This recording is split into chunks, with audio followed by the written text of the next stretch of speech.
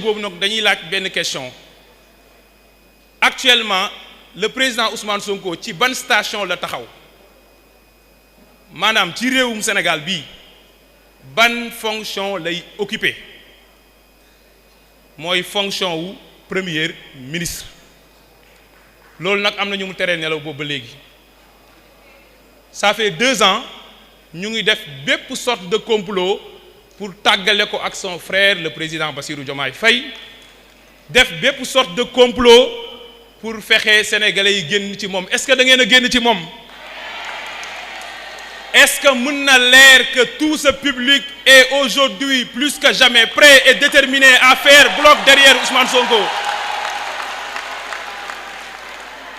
bloc boobu dafa war a nekk un bloc compact soudé et solidaire Sénégal nag dafa nekk dëkk bu bëri ay paaw yu màgget yu mën a caaxaan pourquoi may wax loolu mooy parfois dañuy wax ci fonction wu premier ministre comme si que c'est un porteur de valise maanaam benn xuusmaa ñàpp la bu topp ci ginnaaw président rek Sénégal constitution bu mu am nii nga xam ne ñu ngi ko jëlee ci constitution 1958 bu général de Gaulle def ak Michel Debré bi nekkoon son ministre de la justice nga xam ne constitution yi ñu am bi ñu amee indépendance ba léegi muy 1960 muy 1963 muy 2001 ak révision yi ci am yépp même identité constitutionnelle nañu teg nañu consacré mooy Sénégal c'est pas un régime en réalité présidentiel c'est un parlementarisme rationalisé et je parle sous le contrôle des constitutionnalistes de ce pays et loolu la De Gaulle doon wax en 1958 mooy en réalité assemblée lu mu validé wul du jàll ci réew mi te ku am majorité assemblée yaay former gouvernement loolu nag pour preuve damay jël ñaari article ci suñu constitution muy article 42 ak article 53 article 42 daf ne le président de la République détermine la politique de la nation article 53 daal di ne le gouvernement conduit et coordonne la politique de la nation sous la direction du premier ministre loolu laay wax ni bu ñu koy tekk ci olof mooy président mooy dogal waaye premier ministre mooy doxal loolu mooy ñii def seeni complot et échelle la ça a commencé par premier ministre jàpp nga ne moo gën a vulnérable du point de vue juridique parce que décret moo ko fi teg mën na ko fi jëlee waaye am na ñoo xam ne décret kase tegu leen fu ñu nekk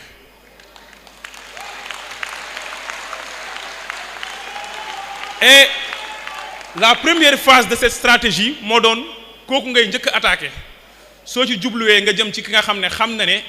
5 ans moo ko may mu toog fi mu toog léegi lan nañuy wax na armée bi jël nguur gi quelle irresponsabilité ci loolu nag su ma nee premier ministre mooy doxal mooy ginnaaw bu président de la République définirait la politique de la nation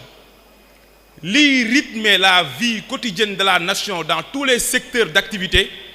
li koy jëmmal mooy le gouvernement dirigé par le premier ministre Ousmane Sonko kon fragiliser wala vassaliser ñaari du benn fragiliser mooy da nga koo néewal doole vassaliser mooy nga def fonction bi mu nekk benn fonction boo xam ne premier ministre figurant rek la du assumer pleinement la plénitude de ses missions et de ses attributions en réalité loolu moo tax réew mi du dox parce que station primatoriale moom mooy station biy doxal réew mi en coordination avec tous les ministres et le gouvernement may wax nag kon bu ñu waree def mobilisation autour du président Ousmane Sonko dañu war a soutenir l'action du gouvernement am na ay ministres yu teew fii ce gouvernement est le meilleur gouvernement de l'histoire du pays et dinaa ko démontrer du ma ko waxaat dama koy démontrer ni ma koy démontrer mooy ban situation la ñu fekkoon réew mi le président Ousmane Sonko dafa baax rek ne réew mi dañ ko fekk 3e sous-sol mais réew mi 15e sous-sol la nekkoon. et damay jël ñaari indicateur ci finance publique yi bi ci jiitu mooy déficit mooy rapport entre li réew mi am ci ay ressources wala war ko ut ci benn at ak li réew mi am li réew mi soxla pour dépense ñu jël loolu ñu teg ko PIB bi méngale ko mu ngi tolloon ci 12% te warul woon romb 3% maanaam multiplier nañ ko par 4 régime bi fi nekkoon. ñaareel bi mooy l'endettement public mooy la dette yéen a ngi gis le président Ousmane Sonko chaque jour ci discours am mu naan bor bi parce qu'en réalité bor bi moo piégé ce pays kon dinañ taxaw ci bor bi xaw ci détaillé tuuti analyser ko ci d'abord bor bi fi nguur gi fi nekkoon bàyyi ci ñaata la toll mooy l'encours de la dette. ñaareel bi ñu xool bor bi naka la nekkee bor yu yées ci bor yi ci àdduna bi parce que du bor yëpp bon. ñetteel bi ñuy wax ci charge de la dette maanaam bor bi lan la gàlloo ci loosu réew mi ba réew mi mënta am benn marge de manœuvre. bu ngeen jëlee boru Sénégal bu dee boru administration centrale kese maanaam boole woo ci li ñuy wax le secteur parapublic maanaam sociétés yi ak agence yi nga xam ne dañoo moom seen bopp mu ngi toll ci 119% du PIB maanaam 23 668 milliards boo ci boolee boru secteur parapublic mu toll ci 130% du PIB loolu mooy d'abord bor bi fu mu toll. boo demee Japon seen taux d'endettement mi ngi ci 230% du PIB. waaye bor boobu réewum Japon mu ngi ko ameel japonais yi muy ay banques ay institutions financières ak ay particuliers waaye gis ngeen bor bi ñu fi gars yi bàyyil 68% de cette dette est de la dette extérieure tayale nañu réew mi étranger 31,7% rek mooy bor dette intérieure te suñu nee intérieur UEMOA zone UEMOA bi yëpp la ñuy wax. beneen indicateur ci bor bi ba léegi mooy bor bi su ngeen ko jëlee ngeen séparer ko xaaj ko parce que mën nga leb ci condition yoo xam ne condition yu baax la mooy li ñuy wax la dette concessionnelle et la dette semi concessionnelle mooy dette booy am ci ay partenaires bilatéraux ak ay partenaires multilatéraux nga xam ne taux bi day faible maturité bi day yàgg mën na dem 20 ans ba 30 ans waaye dafay am ay différé maanaam ay conditions yoo xam ne du diis ci ki ko jël bor bi ñu fi bàyyil nag 65% de cette dette est de la dette commerciale maanaam réew buy leb comme ni particulier buy leb nekk ci marché bi 34% rek mooy de la dette concessionnelle parce que loolu dina ma permettre ma ñëw kon su boobaa loolu ban incidence la am ci réew mi fi fekk moo tax réew mi bu ñu fi toogee ba léegi am ñu mën a nekk ci télé ak rajo yi di wax wala ñu tëj leen kaso ñi mën a communiquer di def lu leen neex mel ni ku nekk ci biti c'est parce qu'on aura échoué may wax ni bor bi quelle est son exposition wala son niveau d'exposition au risque de change bu dee da ngay leb di privilégier monnaie boo xamante ne c'est dañ ko libellé ci devise boo xamante ne dafa vulnérable aux fluctuations du marché boo koy rembourser mën na gën a cher bu ñu xoolee atum 2024 état du Sénégal yokku na 250 milliards ci li mu waroon fay ci bor parce que dollar bi dafa jugoon ñun nag bor bi ñu leb te ñii bàyyi ko fi 68% encore une fois ci bor boobu ñu ngi ko libellé en devise extérieure dont 58% ñu ngi ko libellé en dollars moo waral bëri na lu nit war a def ci at bi dañuy dem ba at bi xaaj fekk la mu prévoiroon ne moom lay fayee ci bor ci gafakaam dafay yokk waaye li gën a doy waar xam nga bu ñu nee Abass Fall am na salaire u 1 million ñu ne am na boru 100 millions c'est insignifiant parce que c'est pas l'encours qui est important mais le service de la dette bu fekkee Abass Fall chaque mois li muy rembourser ci borom ëppul 200 000 kon borom àttan na ko moo tax bor soo koy analyser da ngay xool stocku bor bi mais da ngay xool service bor bi. gis ngeen at bi weesu li réew mi génnee ci fay ko bor amortissement wu bor bi maanaam rembourser principalu bor bi rek génnee nañu 3384 milliards. intérêt ak commission bor bi nga xam ne bàyyi nañ ko fi te ñu fay ko daaw mi ngi toll ci 1057 milliards. dolli leen ngeen def plus. déficit budgétaire bi toll ci 1655 milliards. loolu moo waral boo xoolee déficit budgétaire maanaam li manqué ci suñu différence entre ressources li ñu soxla li ñu am ci recette ak li ñuy dépensé ak amortissement wu principalu bor bi rek daaw génnee nañu 5715 milliards pour fayee ko bor bi ñu fi bàyyi ñoom yokku ci 1057 milliards yi ma leen wax mu toll kon ci 6800 milliards presque loo xam ne moom la état du Sénégal génnee daaw pour fattu turu yi nga xam ne moom lañu fi bàyyi. Le Sénégal a été piégé. at bii ñu nekk 2026 état bi dina génnee 1150 milliards pour rembourser intérêt wu bor bi rek ak commission yi. waaye war na génnee 4307 milliards pour principalu bor bi amortissement bi loolu laa doon wax ca Médina Yoro Foulah ci benn conférence bi ma animé woon il y a de cela quelques mois ma ne chaque jour état bi dina génnee 15 milliards pour fay bor loolu mooy 450 milliards par mois bu ñu ko xoolee ci at bi mu ngi toll ci 5437 milliards déficit budgétaire bi ñëwagul. arriéré intérieur yu toll ci 300 milliards ñëwagul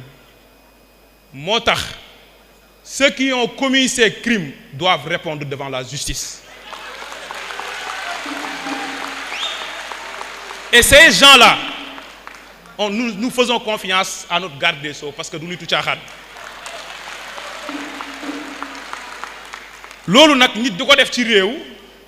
ay nit ne réew moomu nañu ne parce que kooku mais ngeen baal ma bi esclavage di am bi colonisation di am bépp dëkk bu ñu mus a noot dafa am ay nit yu nekk ci biir réew moomu yor deretu réew moomu te dañoo jaay seen bopp ñi nga xam ne ñoom ñoo noot dëkk bi c'est pas parce qu'on est sénégalais fut-il président de la République du Sénégal que yow loo mus a def sa réew loo bëgg a am ci àdduna bi ci ay fonctions Sénégal daf la war a jàppale parce que drapeau Sénégal kese nga yor est-ce que loolu mën na nekk est-ce que d'accord ngeen loolu man de d'accord uma si te sama bopp rek laa engagé loolu nag moom la fi gouvernement bi premier ministre Ousmane Sonko fekk waaye sama waa ji mooy jàmbaar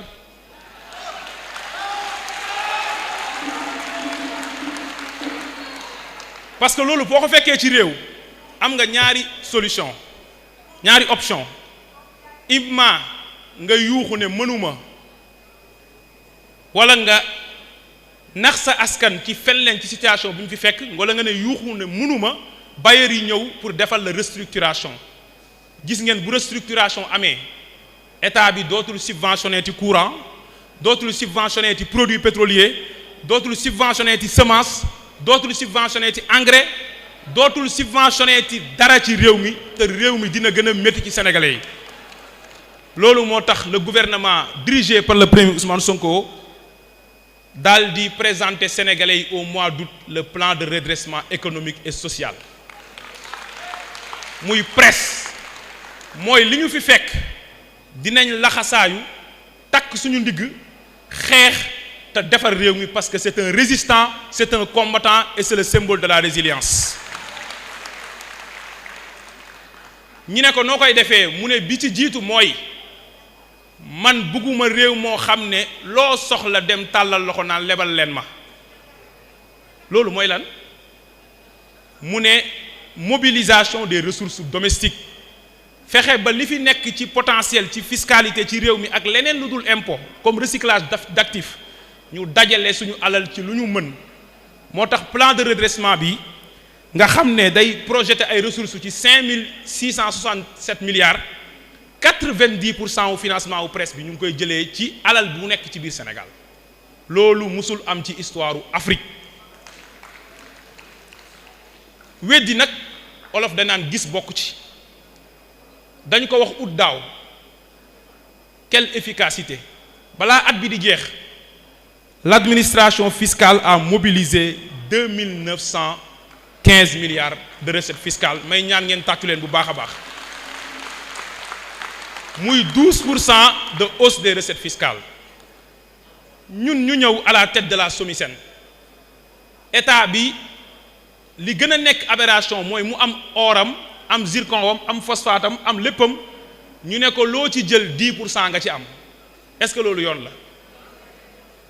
waaye 10% yooyu ci dégg rek la nekk parce que boo nee actionnaire nga ci benn entreprise ñaari droit la lay jox le droit politique et le droit économique et financier le droit politique mooy fa ñuy dogalee ci biir entreprise mooy le conseil d'administration nga teew fa SOMISEN musul teew ci benn conseil d'administration société minière ñi ñëw ànd ak suñu jëwriñ Birame Souleye Diop mu ne ñu loolu dina dakk tey te tey dakk na on est présent dans tous les conseils d'administration loolu moo ñu permettre je rends hommage à un frère Serigne Mor Bousso wax na ko sànq comptons sur les compétences de ce parti SOMISEN portefeuille kenn adressé wu ko woon ñi ñëw ma créer une direction spéciale du portefeuille wow ma keneen ma gestu biir JPS Dakar xëcc Ousmane Sow dénk ko direction du portefeuille et des partenariats mi ngi fii